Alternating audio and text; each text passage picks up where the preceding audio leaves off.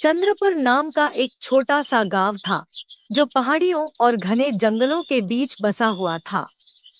गांव के एक छोर पर एक घना जंगल था जिसे लोग चंद्रवन कहते थे।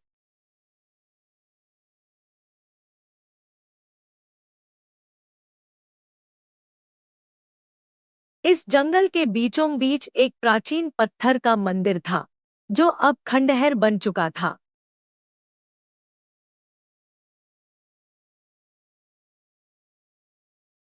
मंदिर के अंदर एक रहस्यमय दीप रखा था जिसे गांव वाले अभिशप्त दीप कहते थे।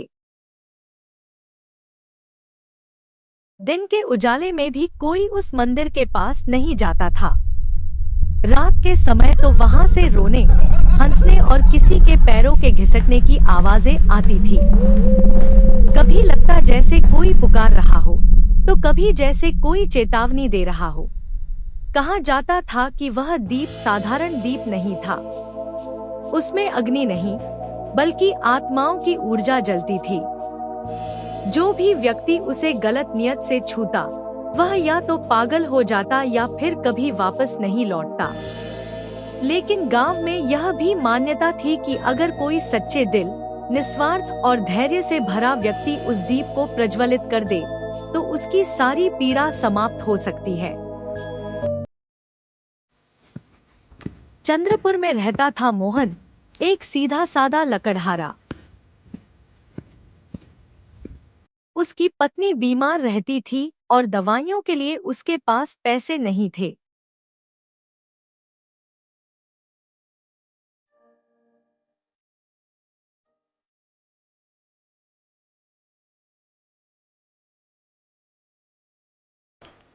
जंगल से लकड़ी काटकर जो थोड़ा बहुत मिलता, उसी से वह गुजारा करता था।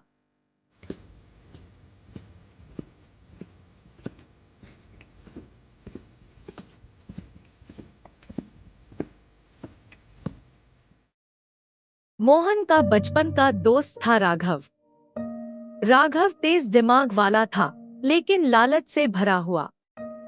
वह हमेशा कहता, इस गरीबी में ईमानदारी रखकर कोई अमीर नहीं बनता। गांव का तीसरा अहम व्यक्ति था धर्मदत्त सेठ, जो गांव का सबसे अमीर आदमी था।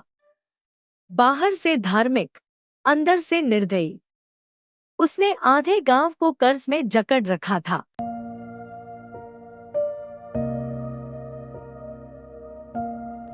और अंत में थी माता वैदेही, जंगल के किनारे रहने वाली रहस्यमयी साधिका। कुछ लोग उन्हें देवी का रूप मानते थे, तो कुछ उन्हें तांत्रिक कहते थे। एक दिन मोहन की पत्नी की हालत बहुत बिगड़ गई।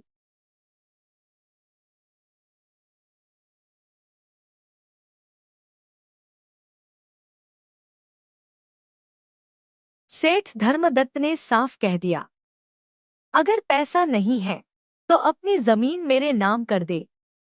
मोहन टूट चुका था।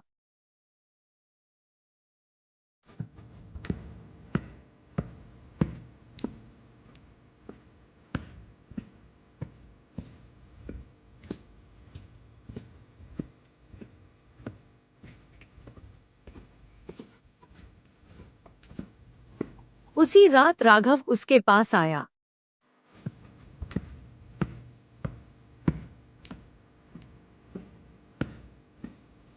मोहन, चंद्रवन के मंदिर में जो दीप है, वही हमारी किस्मत बदल सकता है।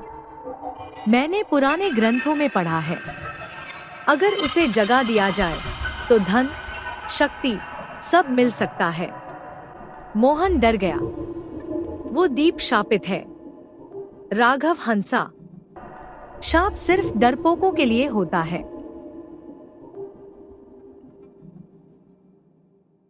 दोनों माता वैदेही के पास गए।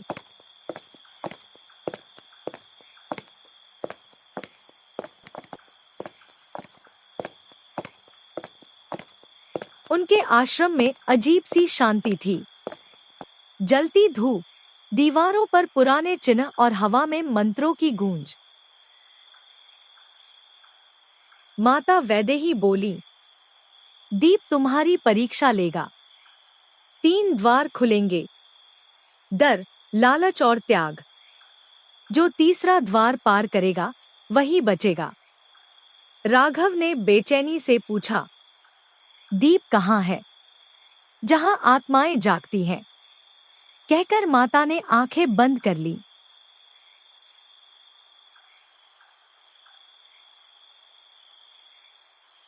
अमावस्या की रात, जंगल सांस ले रहा था। पेड़ ऐसे खड़े थे जैसे पहरेदार हों। मंदिर के अंदर घुसते ही दीप अपने आप हल्का सा जल उठा।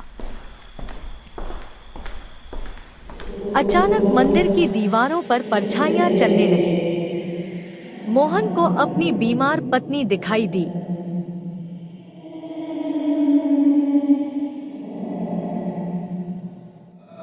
राघव को सोने से भरा सिंहासन।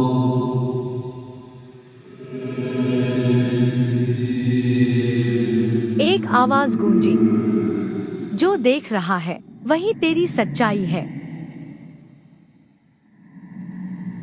मोहन कांपता हुआ आगे बढ़ा। राघव पीछे हटने लगा।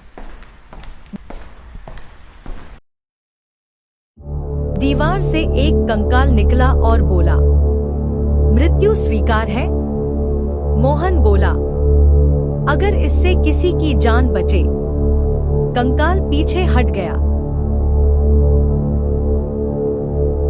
आवाज आई, अपनी सबसे कीमती चीज छोड़। मोहन ने कांपते हाथों से कहा, मेरी चाहत। मैं कुछ नहीं चाहता, बस मेरी पत्नी जीवित रहे। दीप की लौ सफेद हो गई। मंदिर कांप उठा। दीप तेज चमका। सोने के सिक्के गिरने लगे।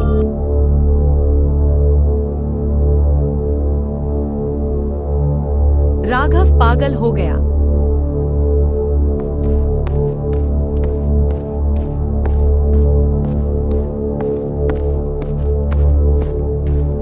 वह सिक्के समेटने लगा।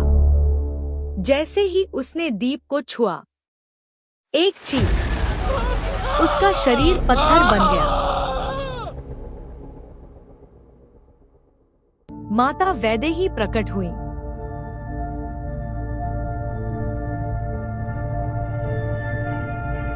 यह दीप धन नहीं देता, यह संतुलन देता है।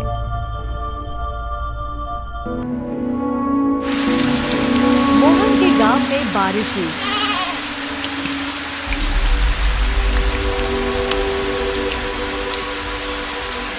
उसकी पत्नी ठीक हो गई।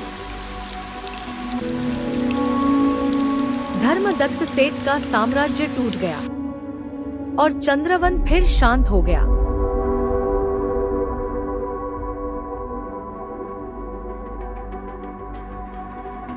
मोहन अब जंगल का रक्षक बन गया और दीप बुझ गया। अगली परीक्षा के इंतजार में